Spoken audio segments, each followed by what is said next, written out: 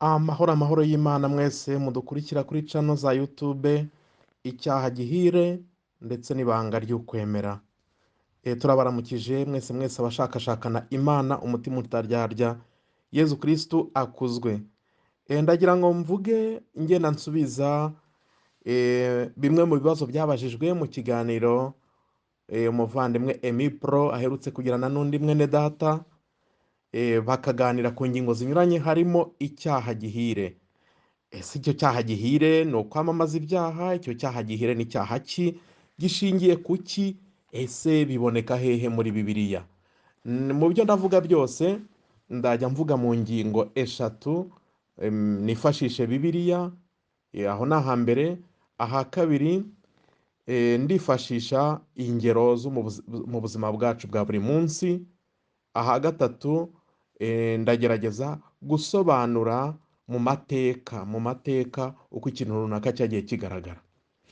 Iri jambo rero icyaha gihire, mbere na mbere ndagira ngo mvuge ngo Kiliziya ntiyamamaza icyaha, ahubwo icyaha irwanya icyaha ibifashijwemo na Yezu Kristu ibereyeho, uyibeshaho kandi yamamaza. Mu ngingo z'ukwemera, mu ndangakwemera zacu, muri credo, mu ndangakwemera yacu nta na hamwe hari ngo nemera icyaha ko ari cyiza. Oya, nemera Imana Data ushobora byose, umuremyi w'ijuru n'isi. Nemera umwana wayo w'ikinege Yezu Kristu umwami wacu. Nemera ko yasamwe ku bwa Roho Mutagatifu abyarwa na Bikira Mariya. Nemera ko yababaye agapfa agahambwa ariko akazuka mu bapfuye. Nemera na Roho Mutagatifu utanga ubugingo. Nkemera Kiliziya imwe ntagatifu gatolika kandi ishingiye ku ntumwa. Nkemera izuka ry'abapfuye, ikizwa ry'ibyaha, ibabarirwa ry'ibyaha ndetse n'ubugingo buzahoraho iteka. Ubwo mba nemera ubumwe bw'abatagatifu. Muri iyo ndangakwemera ngerageje kuvuga mu ncamake mu ngingo zayo nyamukuru, ntabwo nyivuze yose mpereye iruhande, mvuze ingingo zayo nyamukuru. Muri iyo ndangakwemera ntahagaragara ngo nemera icyaha. Niyo mpamvu ubwo iriya titre twagenda tuyikosora tukayumva neza mu mwanya wayo. Ntabwo Kiliziya Gatolika yemera icyaha ngo icyamamaza, ahubwo iracyamagana. Yewe n'icyo cyaha gihire ntabwo ari icyaha gihirwa. Oya, ntabwo ari icyaha gihirwa nk'uko Emi yagiye bisobanura neza. Ntabwo dusingiza icyaha, ntitwubaha icyaha, ntidushishikariza abantu gukora icyaha, ahubwo tubashishikariza kuva mu cyaha, natwe turwana urugamba kugira ngo tugitsinde, tukirinde. Ndavuga icyaha. Ahubwo dusingiza umukiro twahawe, umukiro watsinze icyo cyaha. Mu yandi magambo ni genre littéraire cyangwa se uburyo bwo kuvuga, ariko ngiye guhera aho iryo jambo rivugwa. Ni mu gitaramo cya Pasika, muri cya gisingizo cy'itara rya Pasika. Iryo jambo icyaha gihire ryavuzwe na Mutagatifu Agusitini. Bwa mbere niwe warivuze. Mutagatifu Agusitini twibuke ko ari umutagatifu wo mu kinyejana cya gatanu, yitabye Imana mu mwaka wa 430. Muri icyo gitaramo cya Pasika tugira tuti: muri iri joro rero niho umwijima w'ibyaha watamuruwe n'icyezezi cy'inkingi y'urumuri. Iri joro ni ryo ubu ngubu rikomorera ingabire abemera Kristo ku isi hose, bitandukanyije n'ingeso mbi z'isi n'umwijima w'ibyaha, maze rikababumbira mu butungane. Iri joro ni ryo Kristo yazutsemo, ava ikuzimu ari umutsinzi, amaze gucagagura ingoyi z'urupfu. Koko rero kuvuka ntacyo biba byaratumariye iyo tutagira amahirwe yo gucungurwa. Mbega imbabazi z'urukundo dukunda ngo ziraba agatangaza! Mbega urukundo rutagira urugero, rugeza n'aho utanga umwana wawe ngo acungure abacakara. Mbega cyaha cya Adamu ngo uraba ngombwa! Hano harakomeye. Mbega cyaha cya Adamu ngo uraba ngombwa, we wagombye guhanagurwa n'urupfu rwa Kristo. Mbega icyaha gihire cyo cyagombye guhagurutsa umucunguzi nk'uwo kandi w'agatangaza. Mbega ijoro rihire by'ukuri koko, ryo ryashoboye kumenya ryonyine igihe n'isaha Kristo yazutseho akava mu bapfuye. Iri joro ni ryo ryanditsweho ngo ijoro rizamurika nk'amanywa, ijoro rizambera urumuri mu byishimo byanjye. Tugakomeza rero, ariko reka ngarukire hariya. Ndashaka kuvuga icyo cyaha gihire. Ibi ngibi umuntu yumva icyaha gihira icyo ari cyo iyo azirikanye iby'icyaha cy'inkomoko eh, cyatuvukije, cyaduhombeje. Icyaha cy'inkomoko tugisoma mu mutwe wa gatatu w'igitabo cy'intangiriro. Icyaha cy'inkomoko cyaduhombeje ibintu byinshi byinshi cyane, ariko ibiri nyamukuru ni ibi ngibi bitatu. Icyaha cy'inkomoko cyo gatsindwa burundu cyatumye dutakaza ubudapfa twari twararemanywe. Muntu yararemewe kubaho iteka, iby'urupfu bitarimo, iby'urupfu bitarimo. Ndavuga urupfu rwa roho, iby'umuriro utazima, ibyo gupfa burundu burundu, guhanwa burundu bitariho. Gupfa by'umubiri byo niyo Adamu na Eva badacumura byari kubaho, gupfa byo ku mubiri. Ariko gupfa byo ku mubiri ntabwo byari kubaho umuntu atera imigeri, asamba, ababara, aniha, atakamba. Byari kuba nk'uko umuntu ahindura umwambaro agashyiramo undi, kandi n'iyo umuntu ahindura umwambaro agashyiramo undi ntabwo aba ababara, ntabwo aba ataka, ntabwo aba afite ubwoba. Byari kuba nk'uko umuntu ava mu cyumba akajya mu kindi, kandi turabisoma ndetse no mu ibaruwa ya mbere Pawulo Mutagatifu yandikiye Abanyakorinto umutwe wa 15, ko byari kuba nko gusinzira umuntu akicura ari ahandi iyo umuntu adacumura. Ariko kubera twacumuye, hejuru y'urupfu rw'umubiri rwo rwari kubaho ariko rukabaho rutatubabaje, ubu ngubu ni urupfu rw'umubiri. Umuntu aba atera imigeri, asamba, ashinyitse, reka sinakubwira, ari kugira ngo umutima uzagwe mu nda, ari intambara. Ndetse abantu babuze ayo bacira n'ayo bamira, amarira yatembye ku maso ya benshi, abantu bavuga bataragiye birarangiye. Urupfu ruhinduka ingoyi, ruhinduka umuzigo, ruhinduka umutwaro. Kuri urwo rupfu rwiyongereyeho ububabare, hiyongeraho noneho n'urupfu rwa burundu, aho umuntu ashobora guhanwa burundu agomeye Imana, anangiye umutima we. Bityo rero icyaha cy'inkomoko cyo gatsindwa cyaduhombeje bikomeye, cyatumye bwa budapfa tubutakaza. Noneho turi abantu bapfa ndetse bagufi, baciriritse, batanaramba rwose, bameze nk'ururabo mu gitondo igihe hari urume, hari ikime hatohagiye, rurabya neza rukaba rutohagiye, nyamara nimugoroba rukaba rwarabiranye rukumagara. Natwe turi abantu rwose bahuhwa n'umuyaga, turapfa kandi tuzanapfa, kandi urupfu turarutinya, kandi buri gihe ruhora rutugira amajanja. Icyaha cy'inkomoko rero cyaduhombeje ubudapfa, ubu turapfa. Cya kabiri twahombye, icyaha cy'inkomoko cyaduhombeje ubutababara twari twararemanywe, icyo bita impasivite. Muntu ntago yababaraga, byo kuvuga ngo ndasitaye, ndashonje, byo kuvuga ngo ndapfuye we, byo kuvuga ngo urankandagiye, urantonetse, byo kuvuga ngo urambabaje. Umuntu ntago yababaraga. Ubu twari dufite icyo bita impasivite, nta kubabara, ibyo byo gushanguka, byo gushangukira mu mva ntibyari biriho. Ariko ubu turababara rwose, ndetse tugashira, tugapfa, tugashanguka. Iyo nibyo twakururiwe n'icyaha cy'inkomoko. Icya gatatu, icyaha cy'inkomoko cyaduhombeje cyo gatsindwa, cyo bita integrite. Twari twararemanywe ubwemarare, tutabundaguza, tutikeka amababa. Naho ubu ngubu usanga turirimba ngo yaba umuntu wese yamenye ngo icyo ndamuvuga nta wundi wareba undi mu maso. Usanga twikeka, umugore agakeka umugabo, umugabo agakeka umugore. Umuntu akavuga ati sinzi icyo antekerezaho, sinzi, ndabona avugira mu matamatama. Urwikekwe. Noneho si ugukekana gusa, gukeka abandi, ahubwo natwe ubwacu ntitwiyizera. Ahubwo nzapfa nzakira simbizi, ntawamenya, bucya ngenda bucya bwitwa ejo. Urwo rwikekwe, ntawamenya. Utangira akazi uvuga uti sinzi ko kazampira, ugura igikoresho uti sinzi ko kizaramba, kubera ko twatakaje icyo bita integrite. Ikindi cya nyuma noneho, twatakaje paradizo. Twari twararemanywe umunezero, amahoro, ibyo twarabitakaje. Ahubwo umugabo agashinja umugore ngo uyu mugore wampaye, umugore agashinja umugabo ati uyu mugabo wampaye, bose bagashinjanya.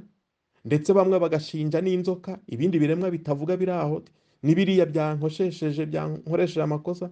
Mbese ibintu byaradogereye.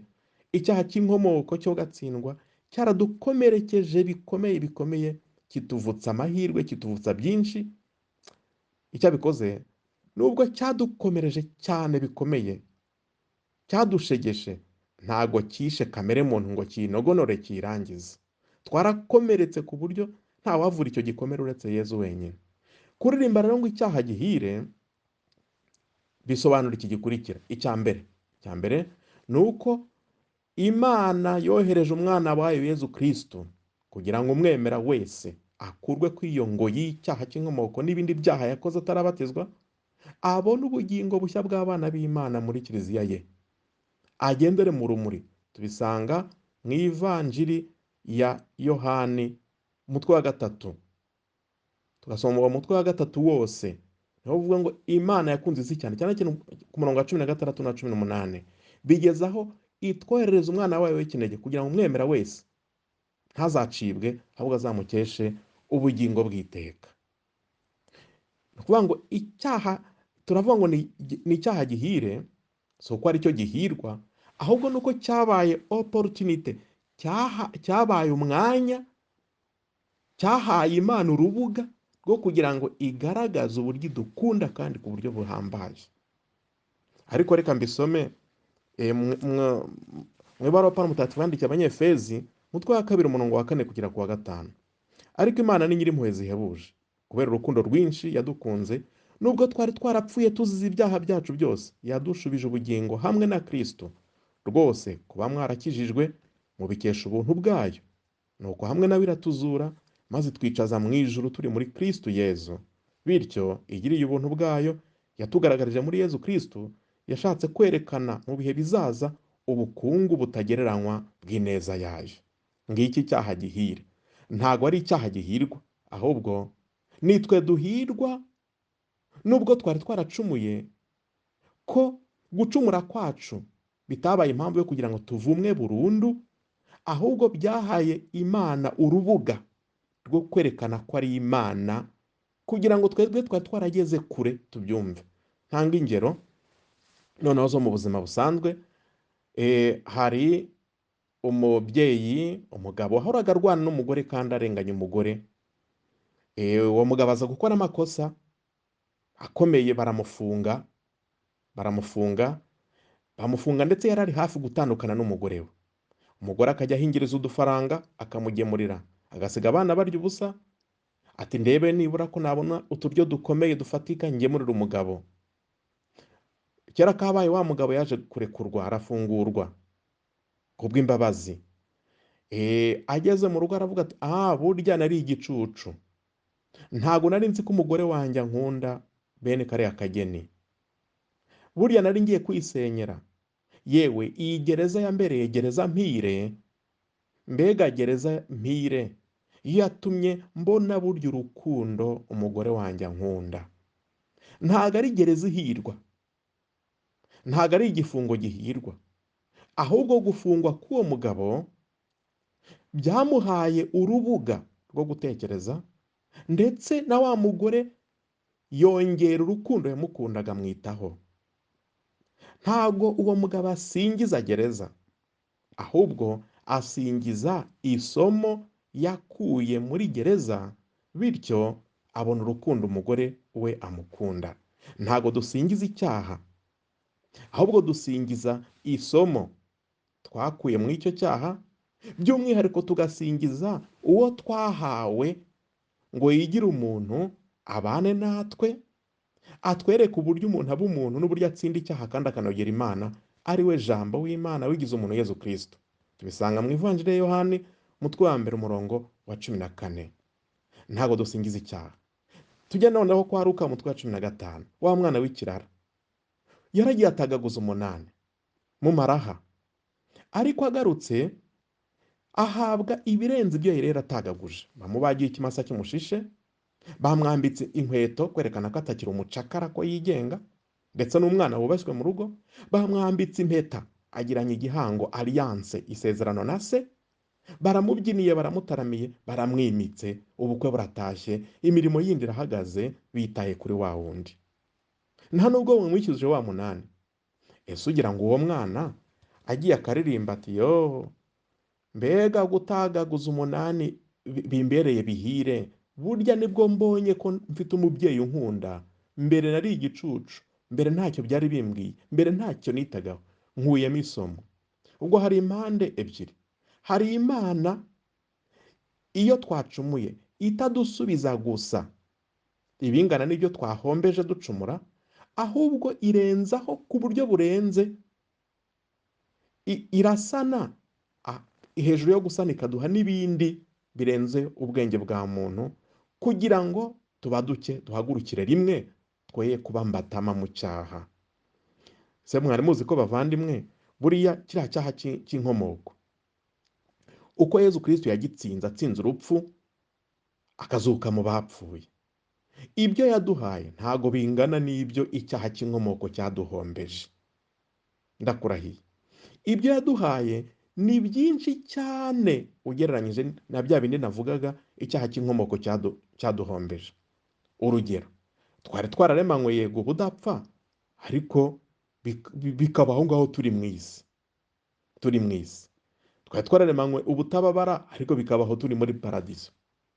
Twari twararemanywe yego ubwema twemaraye, tukaba turi aho twemaraye ko turi mu isi. None kubera icyaha cy'inkomoko Kristo yatsinze, cya cyaha agatsinda shitani, agatsinda urupfu, byatumye Kristo atugira barumuna be.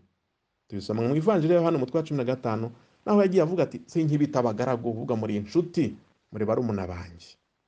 Ubu ngubu Kristo niwe muvuka mbere, ni nawe muzuka mbere, turi barumuna be, bityo twagabanye natwe kuba abana b'Imana,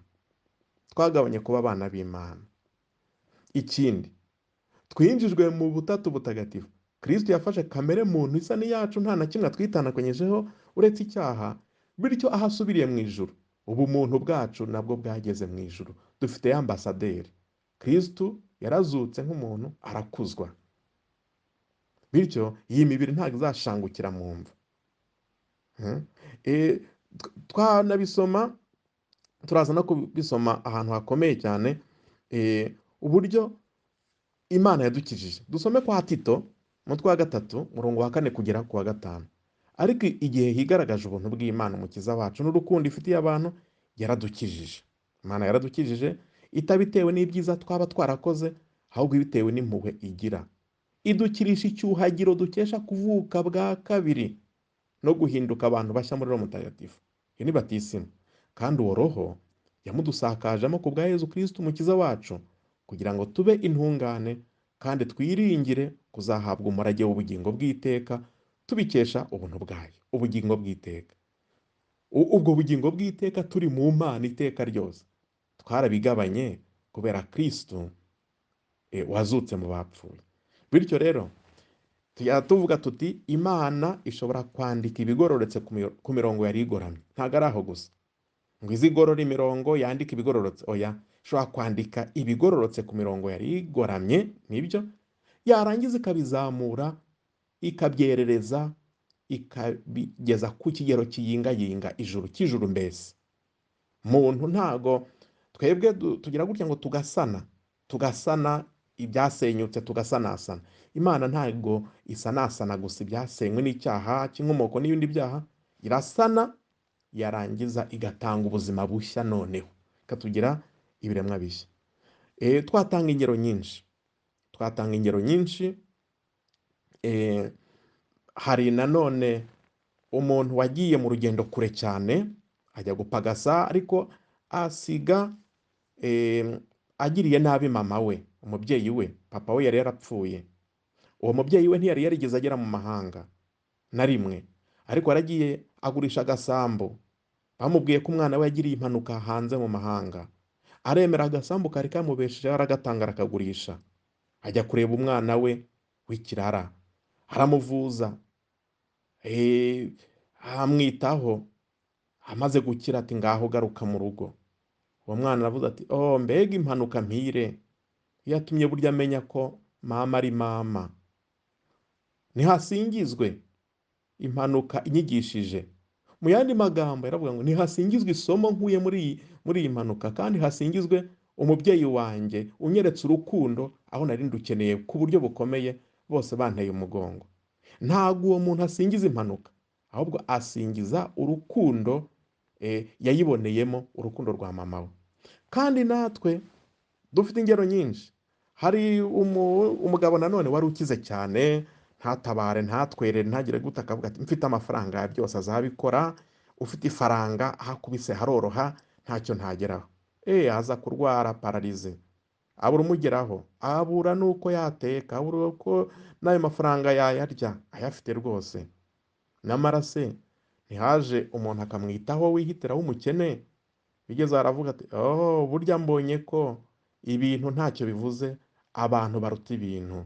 Aravuga ati buriya ubu burwayi ni uburwayi buhire, bunyeretse ko nanjye nkeneye abantu, bunyeretse ko ntihagije, bunyeretse ko ntashobora byose. Ntago asingiza uburwayi bwo buragatsindwa, ahubwo asingiza isomo bumusigiye, agasingiza n'urukundo abantu bamugaragarije. Rero iyi ngingo nyivuzeho umwanya munini, ntihatsindwa icyaha. Kandi icyo cyaha gihire ntabwo ari icyaha cy'inkomoko gusa tuvuga n'ibindi byaha. Ubonye nibura ibyaha dukora twakagiye tubivamo tukabitsinda, ariko bikadusigira isomo rituganisha ku rukundo rushyitse rw'Imana. Turakomeje rero nanone tuzirikana kuri kiriya kiganiro mwagize. Hari aho mwavuze nanone gusabira abapfuye, muti bimaze iki ko upfuye aba arangije ake, agaherekezwa n'ibikorwa bye. Ese ayo masengesho yanyu muri Kiliziya Gatolika hari icyo yahindura? Amaze iki? Si uguta igihe?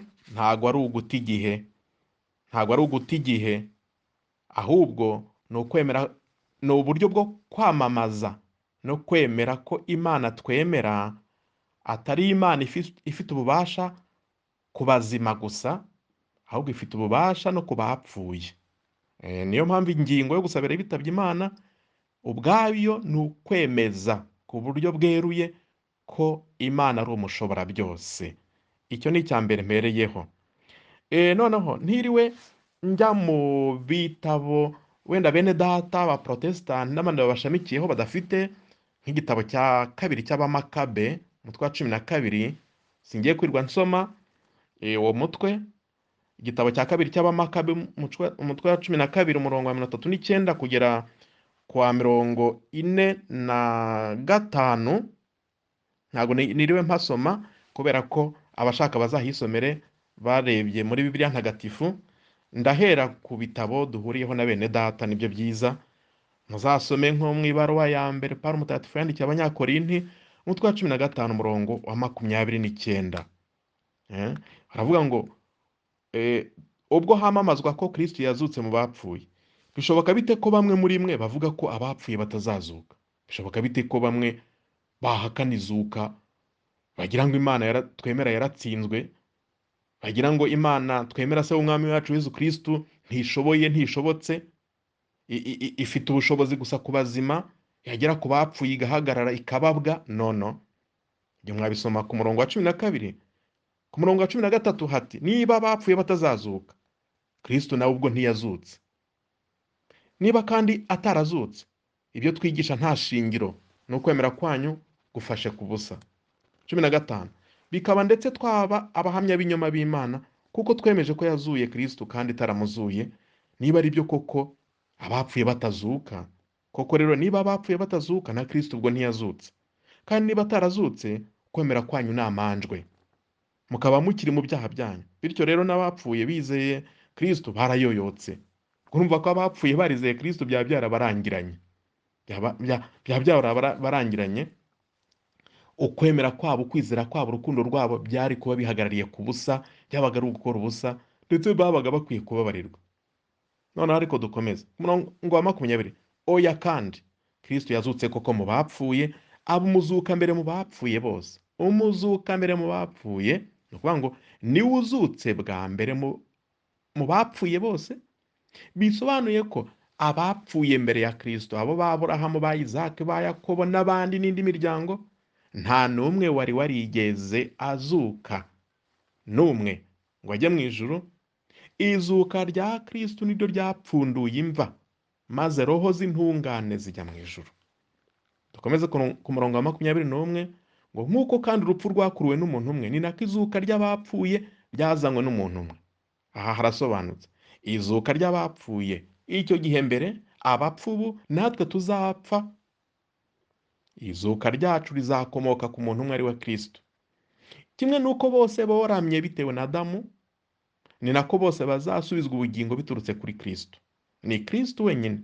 Nyamara buri wese mu rwego rwe, uwibanze ni Kristo, nyuma hateho abamuyobotse igihe azazira. Nuko byose bizarangire igihe azegurira ubwami Imana se, amaze gusenyagura icyitwa ubuhangange, ubutegetsi n'ububasha cyose. Ku murongo wa 29, bitabaye ibyo, ababatirizwa bapfuye baba bashaka kugira kuki? Hano tuzirikane ko mbere mu ntangiriro ya Kiliziya, gusabira abapfuye byitwaga kubabatirizwa. Uyu murongo nyamuneka mubyumve, ni mu ibaruwa ya mbere Pawulo Mutagatifu yandikiye Abanyakorinti, umutwe wa 15 umurongo wa 29. Umugenzo mwiza nyobokamana wo gusabira abapfuye ntago watangiye ejo cyangwa ejo bundi, watangiranye n'izuka rya Nyagasani, igihe intumwa zaturaga igitambo cy'Ukarisitiya, buri gihe zazirikanaga abapfuye, ndetse hari n'igihe bajyaga kumva mu marimbi bakahasomera misa, bakahaturira igitambo cy'Ukarisitiya. Mwabyisomera kuri uwo murongo wa 29, byitwaga kubatirizwa abapfuye. Bitabaye ibyo ababatirizwa bapfuye baba bashaka kugira kuki? Kubatirizwa bapfuye. Mwumva iki kintu? Bari barapfuye barabatijwe, ari abemera, ariko hari hariho uwo muhango, iryo sengesho ryitwaga kubatirizwa abapfuye. Bitabaye ibyo ababatirizwa bapfuye baba bashaka kugira kuki? Bababatirizwaga kuko bemeraga izuka. Ni ukuvuga batisimu, mwibuke ko ari ugusukura, gukiza ibyaha. Ni ukuvuga bahongereraga ibyaha byacu. Ni ukuvuga hari uturimo bakoraga bakigomwa, bakihana, bakababaza n'imibiri yabo, byitwaga mortification. Hari n'abageraga aho bikubita, akavuga ati mama, data yapfuye wenda atigoroye, nta wamenya, hari wenda two yaba atarujuje 100% ku Mana, reka rero nigorore, nigorore n'Imana, niyirize, nigomwe, ngiriye uwanjye wapfuye. Ndetse babikoraga abakristo ba mbere bavuga bati, mwibuke ko hari amashuri nk'amashuri ya Bagamariyeri, amashuri ya Kiyahudi yabaga yarateye imbere, bakavuga bati n'umwarimu ntago yimura abanyeshuri bose ari uko bujuje 100%. Mwese abakandagiye mu ishuri murabizi, hari igihe rero yagize 80, uyu ni uwa mbere, uyu yagize 55, 60, hari ibyo yishe, ariko nibura urabona ko yakwimuka. N'Imana rero iramutse ivuze ngo urajya mu ijuru yujuje 100%, nta numwe warikandagiramo. Mwagiye mubivuga kenshi muri kiriya kiganiro.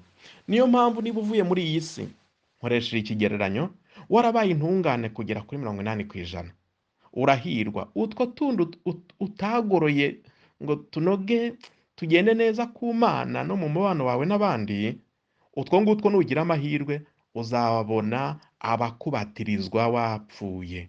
Tubisoma muri iri jambo ry'Imana 1 Corinthiens 15:29.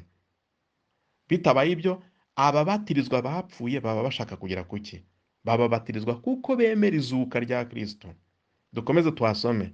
Niba koko abapfuye batazuka, ni iki gituma bababatirizwa? Ni icyatuma mubatirizwa niba byaba birangiye? Natwe ubwacu kuki twahora twishyira mu makuba? Kuki twata igihe dusabira abapfuye niba Kristo atarazutse? Buri munsi ruhora rungera amajanja, simbeshya bavandimwe, mwe kuzo ryanjye muri Kristo Yezu umwami wacu. Ni Pawulo ubivuga, ni nkawe akavuze ati nanjye rurangira amajanja, ahubwo nimpfa nanjye muzambatirizwe, nanjye muzansabire. Turakomeje. Ngiye no gusubiza ikindi kibazo mwavuze ngo ibyaha byose birangana. Ntago ibyaha byose bingana. Ibyaha byose ntago bingana. Tubisoma mu ibaruwa ya mbere ya Yohani, umutwe wa 5 umurongo wa 16. reka mpasome. Ibaruwa ya mbere ya Yohana umutwe wa 5 umurongo wa 16 turakomeza. Niba umuntu abonye umuvandimwe we akora icyaha, ariko icyaha kitajyana mu rupfu, namusabire, maze Imana imuha ubugingo. Niba koko icyo cyaha yakoze kitajyana mu rupfu, kuvuga ngo icyaha umuntu akoze niba kitajyana mu rupfu, uwo tukamusabira rwose arakibabarirwa. Habaho icyaha kijyana mu rupfu. Nkomeje gusoma ijambo ry'Imana. Uwakoze icyo cyaha siwe mbuze ko mugomba gusabira. Uwakoze icyaha kijyana mu rupfu, nubwo twamusabira gute? Ni ukuvuga ngo upfuye yarakoze icyaha kijyana mu rupfu, biba birangiye. Nubwo twamuturira misa zingana gute, nubwo twamusabira gute, ntiyava aho twita mu muriro utazima, mu ihaniro ry'iteka, ngo aveyo ajye mu ijuru. Mwibuke handi wa mukungu kiburabwenge wimye Lazaro, wanze gufasha Lazaro, nyuma agapfa. Lazaro wakigira mu ijuru mu gituza cya Aburahamu. Ukuntu yatakambye ngo none se mwakohereje utuzi n'iki urutoki mukabobeza. Aburahamu aramubwira ati no, ntibishoboka, ntabwo twagera aho ngaho uri, nawe kandi ntiwava aho uri ngo tugereho, byararangiye. Nati noneho nimugende muburire abavandimwe banjye bakiri ku isi batazaza ahantu h'ububabare. Aburahamu ati bafite Musa n'abahanuzi, bafite abasaserdoti, bafite abakateshiste, bafite abemera, bafite abakristo babigisha ijambo ry'Imana, nibatabumvira ni akazi kabo. None hari icyo Imana itakoze, bivuze ngo hari icyaha kijyana mu rupfu, icyo ngicyo upfuye agifite biba birangiye.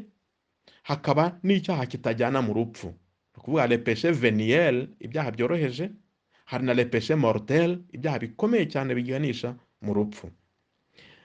Dukomeze ku murongo wa 17. Ubugome bwose ni icyaha, ariko icyaha kibonetse cyose ntikijyana mu rupfu.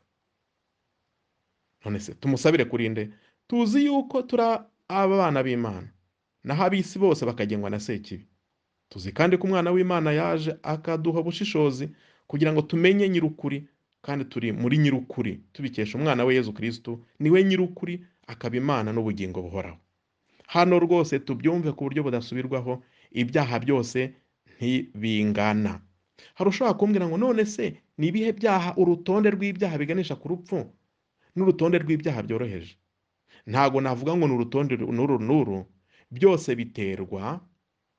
biterwa na intention, icyo wari ugamije ujya gukora icyo cyaha. Wari ugamije iki? Bigaterwa nanone n'uburyo cyakozwemo, bigaterwa nanone na icyo wari ugamije, uburyo cyakozwemo, ndetse n'icyo icyo cyaha cyahungabanyije, uburemere bw'ibyo icyo cyaha cyahungabanyije.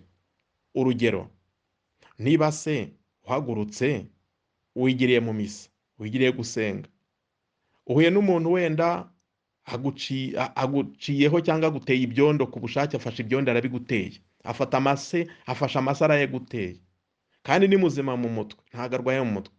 Ugize gutyo uramututse, ntiwabiramukanye, ntago wabipanze ngo bigendane. Kamere mbi nawe iragutwaye, umusarana aho ngaho. Urumva nk'icyo cyaha kiroroheje, ntago wagiye uvuga ngo ndamutuka ndamusubiza, ariko kamere iragucitse aho ngaho. Ariko niba ugize gutya akagutera noneho ibyondo gutyo, nawe ugafata ukajya gutira umuhoro ukamutema, urumva uburemere bw'icyo kintu. Mbese ntago twashyiraho urutonde ngo nuru, biterwa icyo wari ugamije, uko wagipanze, wagiteguye, circonstance cyakozwemo, situation cyakozwemo, ndetse n'uburemere bw'ibyo cyangije. Icyo twafata nuko ibyaha biri ukubiri, ntago ibyaha byose bingana. Dukomeze rero, twavugaga gusabira abapfuye. Ni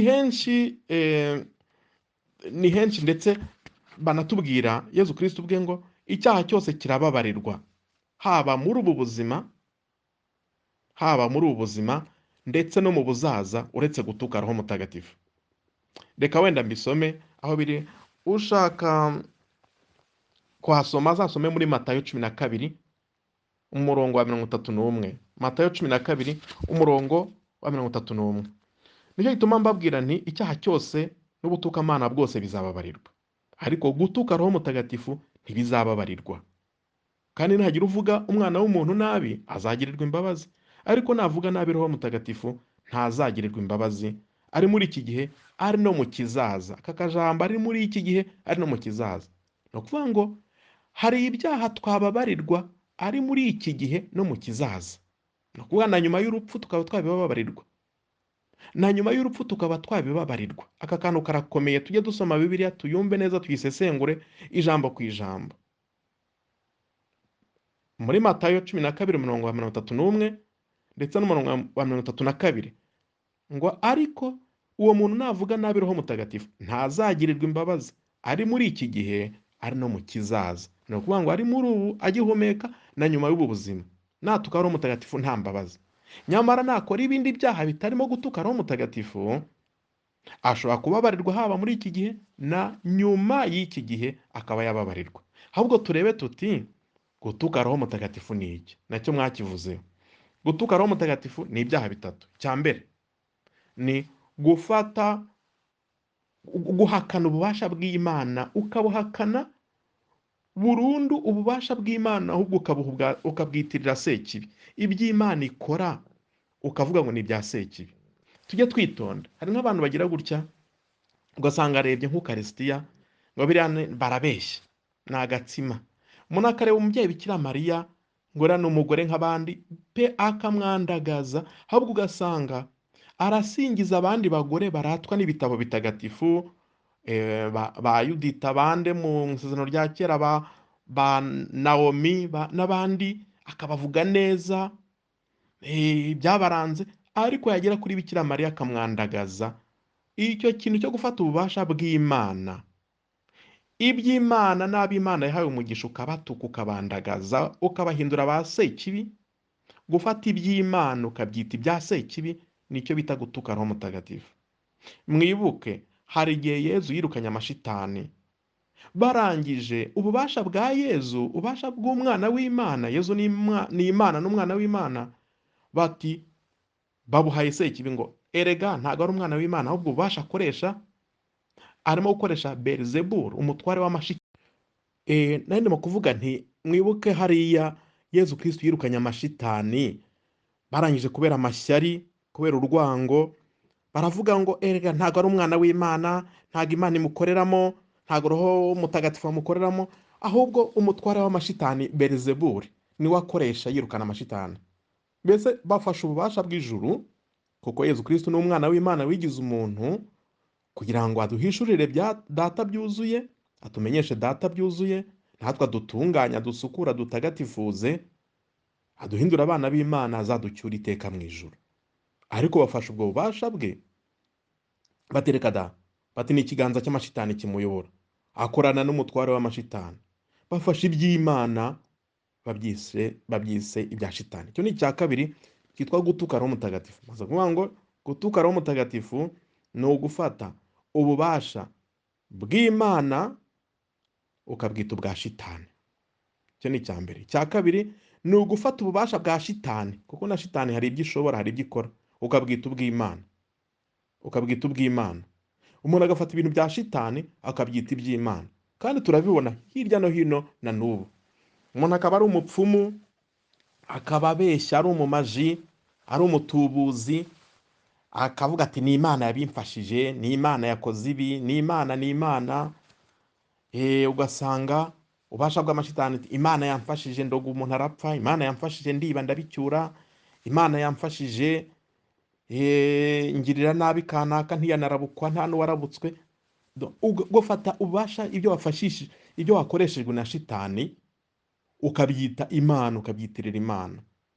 Icyo cyitwa gutuka Roho Mutagatifu. Ni icyaha gikomeye kitababarirwa. Icya gatatu cyitwa gutuka Roho Mutagatifu ni ukunangira burundu, ukanangira umutima, ugatsiratiza, bakakwigisha, bakakugezaho ivanjiri, bakakwereka urumuri rwa Kristo, mbese ugahakana Imana burundu n'impuhwe zayo. Ariko ibyo byose bitatu mvuze, ngiye kongeraho akantu k'icyita rusange, ugapfa ari ukubyemera, ukarangiza ubuzima bwawe bwo kuri iyi si ari ukubyemera, ari uko wanangiye.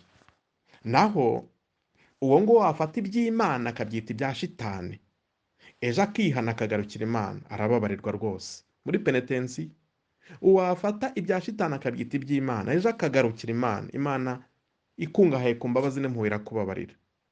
Uwo nguwo waba warahakanye Imana ntibaha, agahakana impuhwe zayo, agafunga umutwe burundu burundu, igihe abonye akantu k'urumuri akavuga ati Imana ndakwemerera umwana w'Imana, akagarukira Imana, uwo rwose arababarirwa.